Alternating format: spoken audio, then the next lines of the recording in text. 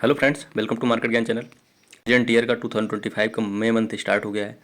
तो एक जो स्ट्रेटजी स्टॉक मार्केट में काफ़ी ज़्यादा पॉपुलर है, जिसको आजकल के जो न्यू इन्वेस्टर्स हैं वो काफ़ी सीरियसली लेते हैं, और जो पुराने इन्वेस्टर्स हैं वो काफ़ी सीरियसली इसको शेयर भी करते हैं और बताते भी हैं। तो आइए जानने की कोशिश करते हैं इस स्ट्रेटजी के बारे में, जिसका नाम है sell in May and go away. इससे ही क्लोजली रिलेटेड एक दूसरी जो स्ट्रेटजी रही है स्टॉक मार्केट इन्वेस्टमेंट से रिलेटेड, हैलोवीन इफेक्ट, 90s से ही काफ़ी ज़्यादा पॉपुलर इन्वेस्टमेंट स्ट्रेटजी रही हैं। तो आइए इनके बारे में जानते हैं कि आखिर ये क्या है। जो प्रेजेंट डे स्टॉक मार्केट है, ग्लोबली जितनी भी स्टॉक मार्केट्स हैं उनसे क्या कनेक्शन है, या कितना इन स्ट्रेटजीज़ का अभी भी आज के दिन भी स्टॉक मार्केट्स में इम्पैक्ट देखने को मिलता है। और लास्ट में बात करेंगे कि क्या हम इन स्ट्रेटजीज़ को अभी आज के दिन भी फॉलो कर सकते हैं, मतलब आज भी ये स्ट्रेटजी रिलेवेंट हैं, या कुछ नई स्ट्रेटजी हैं जो आज के टाइम पे रिलेवेंट हैं। उन स्ट्रेटजीज़ को भी डिस्कस करेंगे या तरीक़ों को भी डिस्कस करेंगे जो आज के दिन वैलिड हैं, और फुल प्रूफ बात करेंगे कि आज के दिन जो ग्लोबल स्टॉक मार्केट्स हैं उन पे जो नई स्ट्रेटजीज हैं उनका क्या इम्प्लीमेंटेशन हो रहा है या नहीं हो रहा है, कौन सी स्ट्रेटजीज आज के दिन इफेक्टिव है। तो सबसे पहले स्टार्ट करते हैं कि sell in May and go away strategy क्या है। एक्चुअली बात है 90s 20 या 90s 30s की, कि लंदन के जो इन्वेस्टर्स रहते थे या ब्रोकरेज फर्म्स रहते थे, ब्रोकरेज फर्म्स में जो काम करने वाले लोग रहते थे, वो इंडियन स्टॉक मार्केट को रन करते थे। क्योंकि इंडिया में मई मंथ से गर्मी की स्टार्टिंग मानी जाती है, समर्स आ जाते हैं, और ब्रिटेन में जैसा कि हमेशा विंटर का ही मौसम रहता है, या बोलिए कि इंडिया के रिलेटिवली वहाँ पे टेम्परेचर डाउन रहता है।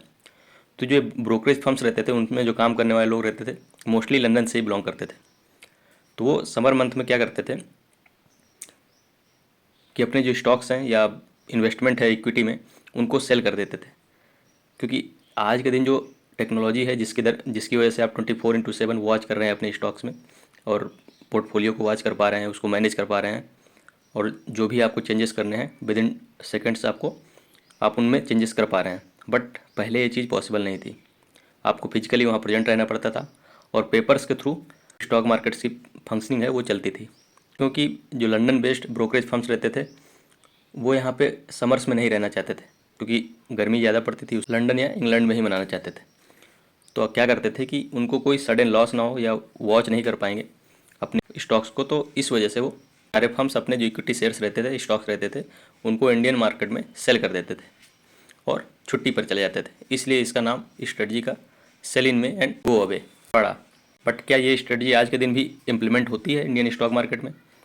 क्योंकि इंडियन स्टॉक मार्केट अभी सेल्फ डिपेंडेंट है, मतलब जो डोमेस्टिक इंस्टीट्यूशनल इन्वेस्टर्स हैं इंडिया के, काफ़ी ज़्यादा एक तो अवेयर हो गए हैं, काफ़ी ज़्यादा स्ट्रॉन्ग हो गए हैं कि बहुत ज़्यादा डिपेंडेंसी ग्लोबल लेवल पे जो इन्वेस्टर्स हैं उन पे है नहीं अब। तो ये सबसे पहला रीज़न है। दूसरा कि जो वेस्टर्न कंट्रीज हैं जहाँ पे विंटर्स आते हैं समर में, जो हमारे यहाँ समर रहते हैं वहाँ पे उस टाइम पे विंटर्स होते हैं, या ऑलवेज जो वेस्टर्न कंट्रीज हैं या अपर कंट्रीज हैं, अपर लैटिट्यूड कंट्रीज है जो, उनमें विंटर्स रहते हैं। तो उसकी वजह से उनको छुट्टी लेने की ज़रूरत नहीं है अब, और उस छुट्टी के लिए उनको स्टॉक्स को सेल करने की ज़रूरत नहीं है, क्योंकि वो अब टेक्नोलॉजी जितना भी बढ़ी है, जितने टेक्नोलॉजिकल एडवांसमेंट हुए हैं, उसकी वजह से अपने स्टॉक्स में 24/7 वॉच रख सकते हैं, उनको मॉनिटर कर सकते हैं, उसमें चेंजेस कर सकते हैं। इसलिए ये स्ट्रेटजी पूरी तरह से फेल हो गई है फैक्ट्स और डेटा के साथ।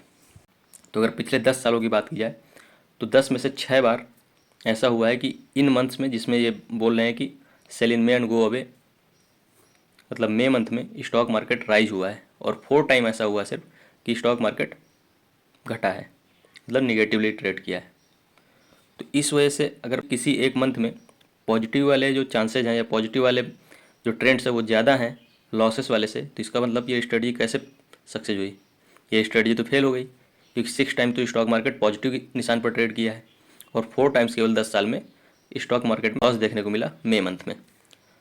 तो स्ट्रेटजी को हमने डिस्कस किया कि स्ट्रेटजी आखिर क्या थी, और फैक्ट्स में बात की कि पिछले 10 सालों में कैसा ट्रेंड रहा स्टॉक मार्केट का, क्या ये स्ट्रेटजी फॉलो होते हुए दिखी, इस स्ट्रेटजी का करेंट टाइम में क्या कोई इम्प्लीमेंटेशन है, क्या कोई रेलेवेंस है। अगर स्पेसिफिकली बात की जाए तो 2015 में 3% के आसपास का रिटर्न देखने को मिला था मई मंथ में, 16 में 4%, 17 में 3.5%, केवल 2018 में निगेटिव रिटर्न था, और वो निगेटिव बहुत मार्जिनल, मतलब 0.03%। जबकि इंक्रीज आप देख रहे हैं कि 2%, 3%, 4% के आसपास है, बट डिक्रीज जो है, अगर निगेटिव जिस ईयर में स्टॉक मार्केट ने ट्रेड किया है मई मंथ में, उसमें निगेटिव बहुत मार्जिनल रहा है, बहुत कम रहा है आप बोलिए। 0.03%। 2020 में जो कि कोविड ईयर था उसमें भले निगेटिव में -3% के आसपास का जो रिटर्न था मे मंथ में जनरेट किया था, तो वो ईयर एक एक्सेप्शनल ईयर था क्योंकि कोविड ईयर था, वो पैंडेमिक था। 2024 में भी मे मंथ में निगेटिव मार्केट ट्रेड किया था, उसमें भी -0.3% के आसपास का रिटर्न था। तो जब इंक्रीज था तो वो 6%, 7%, 5% के आसपास था। बट जो निगेटिव रिटर्न था मे मंथ में वो 0.03, 0.3%। एक एक्सेप्शनल जो ईयर था कोविड का उसमें 3% निगेटिव रिटर्न था। इससे पता चल रहा है कि स्टॉक मार्केट में मे मंथ में पॉजिटिव रिटर्न्स तो काफ़ी ज़्यादा आए हैं, 6 बार आए हैं, बट लॉसेस 4 टाइम्स जरूर आए हैं, बट जो लॉसेस है वो भी बहुत कम है पॉजिटिव रिटर्न्स के कंपैरिजन में। ये तो हुई sell and May and go away strategy की बात, जो कि पूरी तरह से आज के टाइम पे फेल है। पहले वाले डिपेंडेंसी थी वेस्टर्न कंट्रीज़ में इंडियन स्टॉक मार्केट की, या टेक्नोलॉजिकल जो एडवांसमेंट था वो वीक था उस टाइम पे, जो कि अभी पूरी तरह से 24/7 आप जो है स्टॉक मार्केट में वॉच कर रख सकते हैं।